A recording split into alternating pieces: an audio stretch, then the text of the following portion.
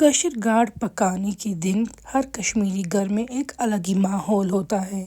सर्दियों की ठंड और कांगड़ी की हल्की सी गर्मी और किचन में मसालों की खुशबू से एक अलग ही यादें ताज़ा हो जाती हैं।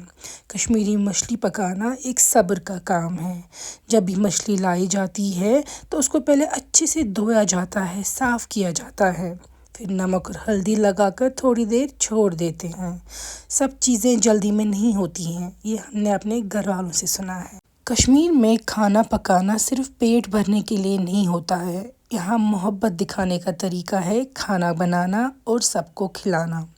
मछली को हम तेज़ आंच पे फ्राई करते हैं तेल पे, जब तक कि अच्छा सा सुनहरा रंग ले लेती है। सब मछलियों को इसी तरीके से फ्राई करके रख देते हैं। यहाँ मैंने मूली को नमक डाल के रखा था और देखिए कितना पानी इसने छोड़ दिया है। जो कशिर नदर है, स्पेशली डल के नदर, वो इस्तेमाल किए जाते हैं। यहाँ पे देखिए साग भी साफ़ हो चुका है। मछली पकाना सारे घर को इन्वॉल्व करना होता है। बच्चे भी खुश होते हैं, बड़े कोई और काम कर रहे होते हैं।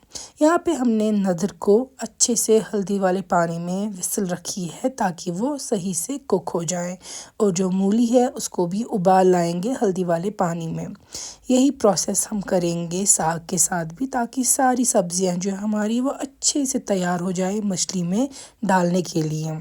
पहली बार जब कोई लड़की ससुराल में मछली पकाती है तो काफ़ी डर सा लगता है, लेकिन अगर आप सही तरीके से सब चीज़ों को अच्छे से फ्राई करेंगे, अच्छे से उनके स्टेप्स फॉलो करेंगे, तो कभी भी कुछ भी गलत नहीं हो सकता है। यहाँ पे देखिए हमने सरसों के तेल में ही नदर को फ्राई किया है। सेम तेल में हम लोग मूली, साग, सब चीज़ें फ्राई करके रख देंगे।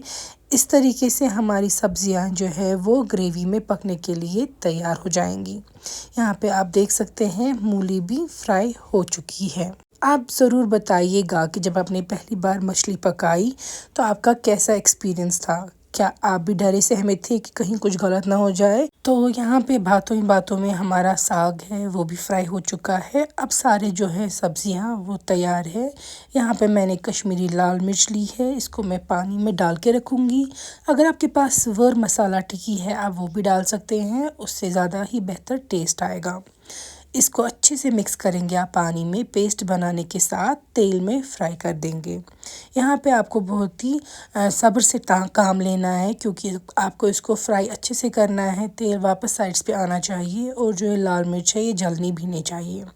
जो प्याज मैंने फ्राई कर दिए थे पहले ही, उनका मैंने पेस्ट बना के रखा है, और वही पेस्ट मैं इस लाल मिर्च की करी में डाल रही हूँ।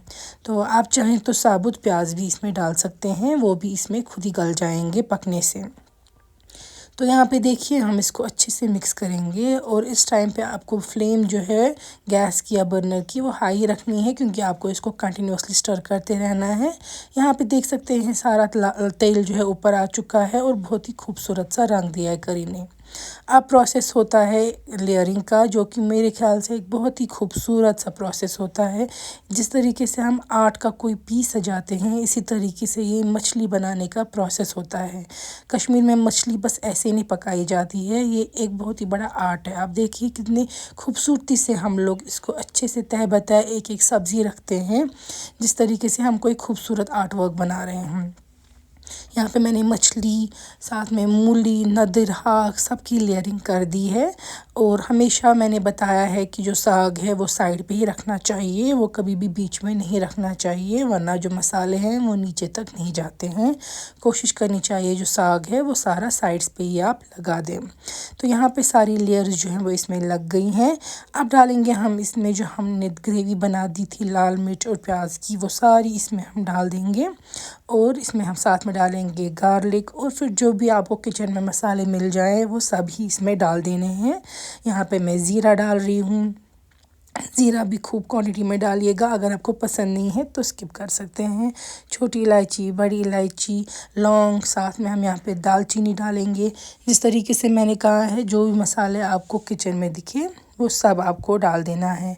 और मिर्ची का रंग तो ऑलरेडी बहुत खूबसूरत आया है। यहाँ पे हम नमक भी डाल देंगे, और इन सारे मसालों को हमें मछली में ही पकने देना है। इन सारे मसालों का फ्लेवर जब मछली में जाएगा तो बहुत ही खूबसूरत फ्लेवर आ जाता है मछली में।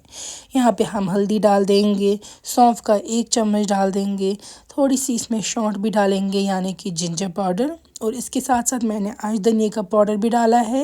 ये एक्सेप्शन है, अगर आप चाहें तो डाल सकते हैं, ऑप्शनल है। ऊपर से आप पानी से अच्छे से कवर कर देंगे सारी मछली को, ताकि जो ये मसाले हैं ये भी मिक्स हो जाए और मछली को भी सॉफ्ट होना है, बाकी सब्जियों को भी अभी नरम होना है, इसलिए पानी अच्छे से खूब डालेंगे। ऊपर कसूरी मेथी भी डाल सकते हैं ऊपर, और लिड से कवर करके इसको अच्छे से पकने दीजिए। मछली को ज़्यादा छेड़ना नहीं है, उसको अपनी जगह ही पकने देना है। और यहाँ पे हमारी कशीर मुर्ग तैयार है। इसको हम अगले दिन ठंडा होके खाएंगे गरम चावल के साथ, तो आप भी ज़रूर बनाइएगा। खाना पकाना एक ज़रिया होता है लोगों को पास लाने का, तो आप भी घर पे फ़िश पकाइए और हमें अपनी दुआओं में याद रखिए। अल्लाह हाफ़िज़।